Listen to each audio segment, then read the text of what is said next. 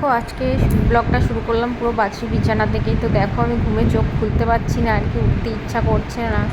তো যাই হোক আমি বাসি কাপড়টা ছেড়ে নিলাম, এবার যাবো নিচে, টিফিন বানাতে হবে, নাহলে দেরি হয়ে যাবে। ও কারণ ও 8টার মধ্যে বেরিয়ে যাবে, তো 8টার মধ্যে আমাকে টিফিনটা কমপ্লিট করতে হবে আর কি। তো আজকে ওর বললো যে রাত্রিবেলা কালকে বলে শুয়েছিল যে সোয়াবিন আর পরোটা নেবে, তো সেটাই আর কি বানাবো। আমি তো নিচে যাচ্ছি।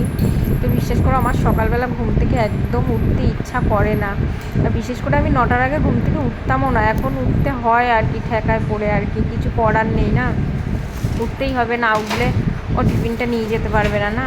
তো যাই হোক আমি জলটা গরম বসিয়ে দিয়েছি সোয়াবিনগুলো সেদ্ধ করবো বলে। তো যাই হোক জলটা এখানে বসিয়ে দিয়েছি, সোয়াবিনগুলো দিয়ে দেবো।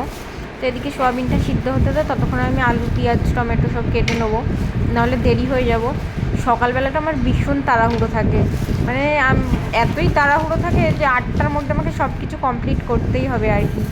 তো তাড়াহুড়ো করে আমাকে সব করতে হয়। তো যাই হোক ওকে আমি ডাকি না, বেচারা সারাদিন কাজকর্ম করে, আবার ডাকবো থাকো একটু শুয়ে থাকে, আমি তখন উঠে বানাই। ও উঠে পড়ে, ও খুব যে শুয়ে থাকে তা না, ও মাঝে সাঝে উঠে আমাকে অনেক হেল্প করে, মিথ্যে কথা বলবো না। ও উঠে আমাকে মাঝে মাঝে, আমি বেলে দিই, ও রুটিগুলো এসে ভাজে, অনেকটা হেল্প করে, যতটা পারে আমাকে হেল্প করে। দেখবে যখনই তুমি তাড়াহুড়ো করবে তোমার তখনই দেরি হবে। তো দেখো হাত থেকে আলুটাও পড়ে যাচ্ছে আর কি। তো যাই হোক যে যখনই দেরি হয়, বলে না যখনই তাড়া থাকে তোমার বেশি দেরি হয়, তো ওটাই হচ্ছে আর কি, হাত থেকে আলু পড়ে যাচ্ছে। তো এখন আমি আলুটা কেটে নেবো। আর যার যেটা বলে না ভালো লাগে না তার সাথে সেটাই হয়, আমার একা থাকতে একদম ভালো লাগে না। আর আমাকেই দেখো একা একা থাকতে হয়, সারাদিন একা থাকতে যে আমার কী বিরক্তি লাগে, আমার একদম ভালো লাগে না। তো ওইদিকে সোয়াবিনটাও সেদ্ধ হয়ে গেছে আমার আলুটা কাটতে কাটতে। তো সোয়াবিনটা নামিয়ে নেবো, আলুটাও আমার কাটা কমপ্লিট হয়ে গেছে। আলু পেঁয়াজটা কেটে ভাজা বসিয়ে দেবো ওদিকে, নাহলে দেরি হয়ে যাবে আমার।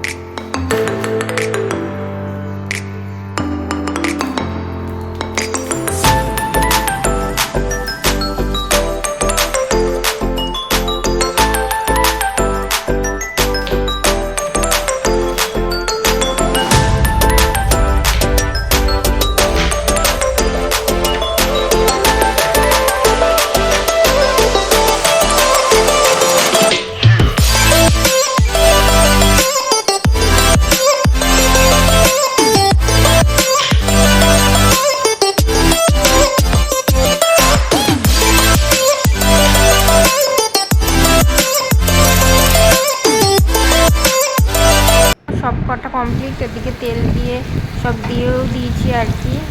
ওই যে বললাম না আমার সকালবেলাটা ভীষণ তাড়াহুড়ো থাকে, কিছু কিছু ক্লিপ নিতেও আমি ভুলে যাই। তো যাই হোক ওদিকে আমি আলু পেঁয়াজটা ভাজা বসিয়ে দিয়েছি, ভাজা ভাজা হয়ে গেলে ততক্ষণ আমি ময়দাটা মেখে নিচ্ছি আর কি, কারণ 7:30 অলরেডি বেজে গেছে, আমাকে তার মধ্যে কমপ্লিট করতে হবে। তো যাই হোক আমি এদিকে ময়দাটা মেখে নিচ্ছি। তো বললাম না ও এক একদিন তাড়াতাড়ি উঠে যায়, ওই যে ও তাড়াতাড়ি উঠে গেছে। আমি আমি পরোটাগুলো সব বেলেই দিয়েছি, ও সব ওই ভেজেছে। তো যাই হোক আমি এদিকে ময়দাটা মাখছি, ততক্ষণে শুনতে পাচ্ছি যে উঠে গেছে, চান টান করছে আর কি।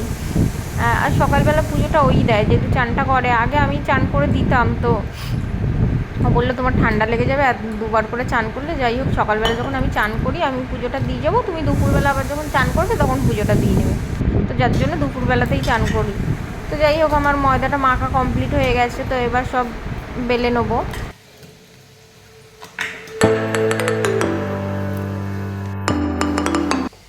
তো দেখো আমার আলুটা ভাজা কমপ্লিট, একে একে সব মশলা দিয়ে দিয়েছি।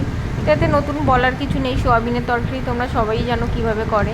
তো ওইভাবেই আমিও করি, যে যাই হোক জিরের গুঁড়ো, লঙ্কার গুঁড়ো, হলুদ গুঁড়ো, তারপর একটু আদা রসুন বাটা, এইভাবেই আমি করি। তোমরা কে কেমনভাবে করো যাই হোক কমেন্ট করো, আমি তো এইভাবেই করি। একটু টমেটো কুচি এইসবই এরমভাবেই করি, এর মধ্যে সামান্য একটু জল দিয়ে দেবো, তাহলে টমেটোগুলো খুব তাড়াতাড়ি সিদ্ধ হয়ে যাবে কষানোর জন্য।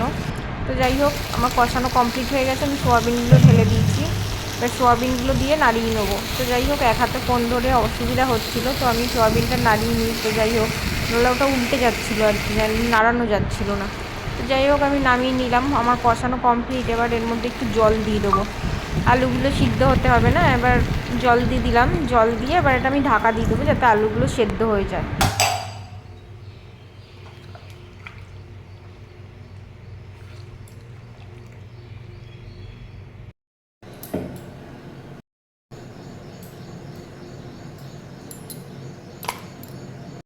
সাথে আমার চান করা, পুজো দেওয়া সব কমপ্লিট। তো চলো এবার নিচে যাই। তখন তো তোমাদের সাথে ব্লগটা পুরো শেয়ার করতে পারিনি, ওর তাড়াহুড়ো ছিল, ও বেরিয়ে গেছে টিফিনটা নিয়ে। তারপর হঠাৎ করে আমার মনে পড়লো এই যে আমি তো ব্লগ করছিলাম, তোমাদের সাথে পুরোটা শেয়ার করা হয়নি। তো ভীষণ কাশি হচ্ছে। তো যাই হোক, ও তো সকালে বেরিয়ে গেল পরোটা নিয়ে। তো এত কাশি হচ্ছে আমি কথা বলতে পারছি না। তো যাই হোক, তো ও তো সকালে পরোটা নিয়ে বেরিয়ে গেছে। তো আমি তো আর পরোটা খেতে আমার একদম ভালো লাগে না, আমার ভাত চাই। তো আমি এখন ভাত খুব বসাবো আর কি, তরকারি তো আছেই। তো এখন একটু ভাত বসাবো আর উচ্চ সিদ্ধ দেবো, আমার ওই দিয়েই হয়ে যাবে। তো চলো বসিয়ে নিই, তারপর কথা বল। চলো গ্যাসটা অন করে নিই। দেখো ওপর থেকে নেমে সোজা রান্নাঘরে ঢুকেছি, যার জন্য চার্জারটা পাশেই আছে। তো 1:30 বেজে গেছে, আমাকে ভাতটা করে নিতে হবে, নাহলে খিদে পেয়ে যাবে। তো যাই হোক, আমার ভাতটা হয়েও গেছে, ভাতটা এখন উবুর দিচ্ছি। ভাতটা উবুর দিয়ে নিয়ে এক্ষুনি খাবো না, কিছুক্ষণ পরে খাবো আর কি। তো ভাতটা হওয়া থাকলো আর কি, খিদে পেলেই খেয়ে নিতে পারবো। আর যাই হোক, আর উচ্ছে আলু সিদ্ধ দিয়েছি বললাম, তো উচ্ছে আলু সিদ্ধ দিয়ে গরম গরম ভাত খেতে কিন্তু বেশ ভালোই লাগে। তো গাইজ, আমার ভিডিওটা যদি তোমাদের ভালো লাগে অবশ্যই লাইক করো, কমেন্ট করো, আর আমার পাশে থেকো, আমার সাথে থেকো। তো আমি ভাত নিয়ে বসে গেছি।